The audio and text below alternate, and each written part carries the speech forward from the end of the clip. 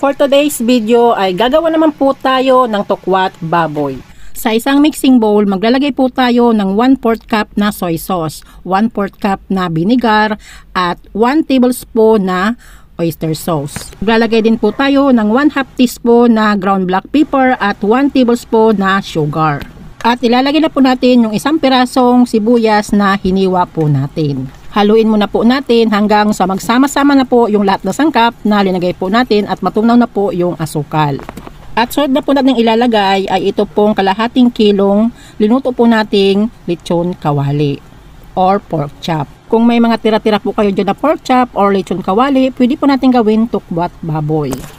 Sunod po nating ilalagay ay ito pong 4 na pirasong tokwa. Ito po ay pinagprito na po natin at pinag-chop na po natin or pinag-slice na po natin ng pack cubes.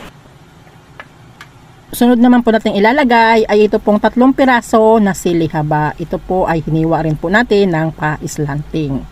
At maglagay na rin po tayo ng 1 pirasong kalamansi. Pagkatapos po nating mailagay itong lahat na sangkap, ito po ay hahaluin natin hanggang sa magsama-sama or mag-will combine na po itong lahat na sangkap na linagay po natin. Madali lang pong gumawa ng tukwat baboy, lalo na po kung may mga tira-tira po kayo dyan na pork na prinito, pwede po natin gawin itong tukwat baboy. Lalo na po kung may available lang naman po kayo dyan na tukwa. At heto na po yung ating tukwat baboy. Napakadali lang po itong gawin, kaya try nyo na rin po. Thank you for watching!